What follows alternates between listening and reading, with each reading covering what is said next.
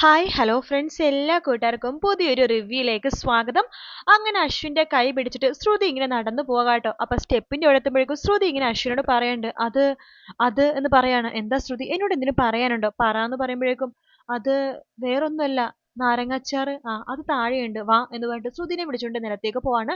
അവിടെ അഞ്ജലി ഉണ്ട്, മനോരമ തലവേദന എടുത്തിട്ട് തല വേദന എടുക്കുന്നിട്ട് അവിടെ തന്നെ ഇരിക്കുകയാണ്. പ്രീതി ഉണ്ട്, ആകാശ് ഉണ്ട്, മോഹൻ ഞങ്ങൾ ഉണ്ട്. അപ്പൊ അവരത്രയും പേര് അവിടെ ഇരിക്കുവാട്ടോ. ആ സമയത്ത് ശ്രുതിയും അതുപോലെ അശ്വിനും കൂടി അവിടെ ഇരിക്കുന്നുണ്ട്.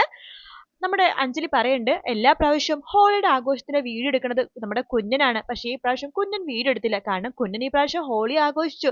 നമ്മൾ കാണാത്ത കുഞ്ഞിനെയാണ് നമ്മൾ ഈ പ്രാവശ്യം കണ്ടത് എന്ന് പറയുമ്പോൾ മനോരമ പറയണ്ട, അതെ അതെ, ഈ പ്രാവശ്യം ഡാൻസും പാട്ടും ഒക്കെ ആയിട്ട് അടിച്ചു പൊളിക്കായിരുന്നു നമ്മുടെ കുഞ്ഞനാകെ മാറി എന്നൊക്കെ പറയണം.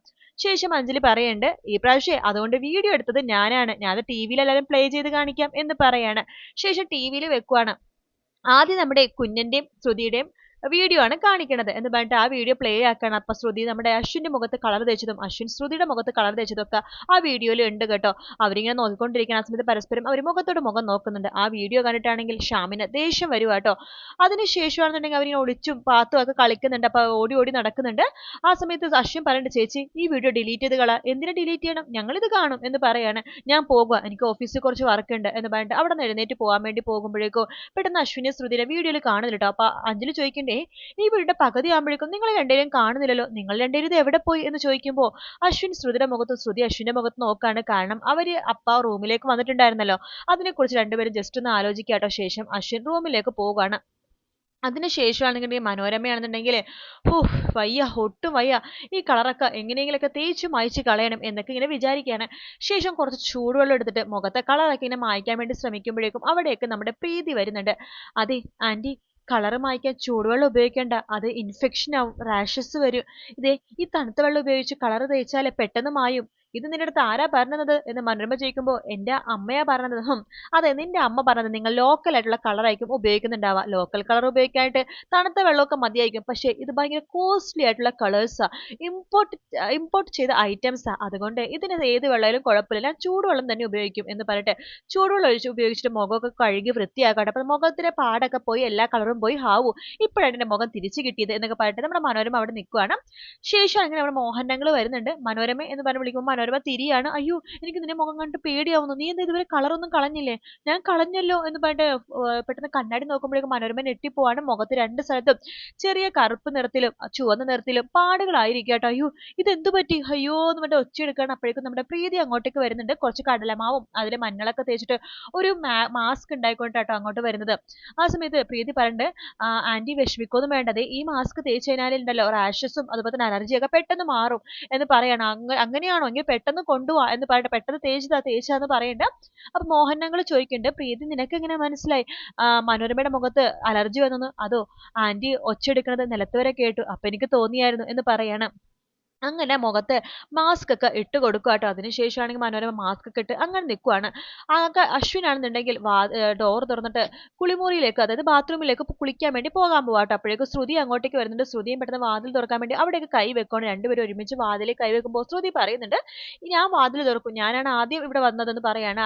അശ്വിൻ പറയുന്നുണ്ട്, അതെ ഇത് എന്റെ വീടാണ്, എനിക്കറിയാം എന്ത് ചെയ്യണമെന്ന്, മാറി ഞാൻ പോകും ആദ്യം എന്ന് പറയുമ്പോൾ ശ്രുതി പറയുന്നുണ്ട്, നിങ്ങൾ വീണ്ടും എന്നെ വരട്ടാൻ തുടങ്ങിയാലേ, ചേച്ചിയുടെ പേര് പറഞ്ഞിട്ടേക്കും വരട്ടണത്. അതെ, ഞാൻ അത് പറഞ്ഞിട്ട് തന്നെ വരട്ടും. നീ എന്നെ എതിർത്ത് എന്തിനും ചെയ്താലുണ്ടല്ലോ, നിന്റെ ചേച്ചി ഈ വീടിന്റെ പടിക്ക് പുറത്താണ്, ഓർത്തോ എന്ന് പറയാണ്.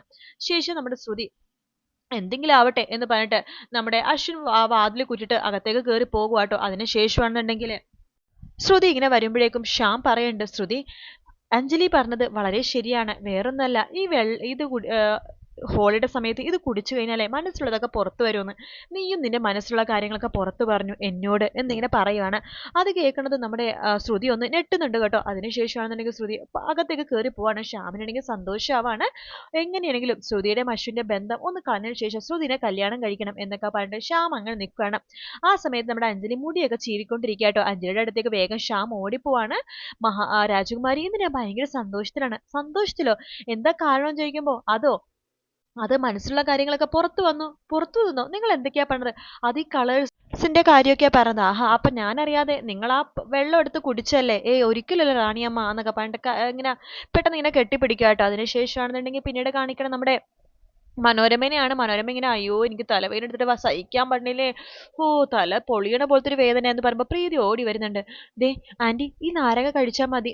നാരങ്ങ കൊണ്ടൊന്നും കാര്യമില്ല, നീ എനിക്കൊരു ഓറഞ്ച് ജ്യൂസ് എടുക്ക്, നല്ല ഐസൊക്കെ ഇട്ട് ഓറഞ്ച് ജ്യൂസ് എടുക്ക് എന്ന് പറയാണ്. ശരി ആന്റി എന്ന് പറഞ്ഞിട്ട് നാരങ്ങ കൊണ്ട് പോകാൻ അതെ നാരങ്ങ എന്തിനാ കൊണ്ടുപോണത്, അതിവിടെ വെക്കേ, പോയി ഓറഞ്ച് ജ്യൂസ് എടുത്തോണ്ട് വാ എന്ന് പറഞ്ഞിട്ട് പറഞ്ഞയക്കാണ്. പിന്നെ വരുമ്പോഴേ തലവേദനയ്ക്കുള്ള ഗുളികയും കൂടി എടുക്കണം എന്ന് പറയാണ്. അതിനുശേഷം നമ്മുടെ പ്രീതിയാണെങ്കിൽ തലവേദനയ്ക്കുള്ള ഗുളിക അലമാര തപ്പുന്ന സമയത്ത് മനോരമ പറയണ്ട, ഹോ എന്റെ പൊന്നെ, തലവേദനക്കുള്ള മരുന്ന് ഇവിടെയല്ലേ ഇരിക്കണത്, അതെല്ലാം മരുന്നും കൂടി ഒരു സ്ഥലത്താണ് വെക്കണം, താഴത്തുണ്ടാവും, പോയി നോക്കുക എന്ന് പറഞ്ഞിട്ട് പറഞ്ഞേക്കുവാണ്.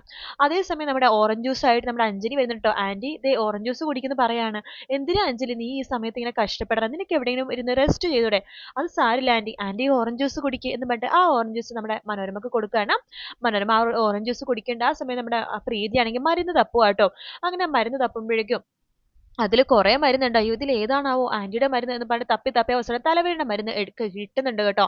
അങ്ങനെ അത് ടേബിളിന്റെ മുകളിലേക്ക് വെക്കുകയാണ്. ആ സമയത്താണ് അശ്വിൻ ഫോൺ വിളിച്ചുകൊണ്ടിരിക്കുന്നത്. ഓഫീസിലെ കാര്യങ്ങൾ ഭയങ്കര എന്താ തിരക്കുള്ള കാര്യങ്ങൾ ഇങ്ങനെ പറഞ്ഞുകൊണ്ടിരിക്കുക കേട്ടോ. അതെ അതെ അത് അങ്ങനെ ചെയ്, ഇത് ഇങ്ങനെ ചെയ്, ഓക്കെ ഓക്കെ എന്ന് പറഞ്ഞിട്ട് ഫോണിൽ സംസാരിച്ചുകൊണ്ട് വരികയാണ്. ഭയങ്കര ടെൻഷനിലാണ് അശ്വിൻ. എങ്ങനെയൊക്കെ ഷുഗറിന്റെ മരുന്ന് കഴിക്കാൻ വേണ്ടി അശ്വിനും അവിടുന്ന് ടാബ്ലറ്റ് എടുക്കുക കേട്ടോ.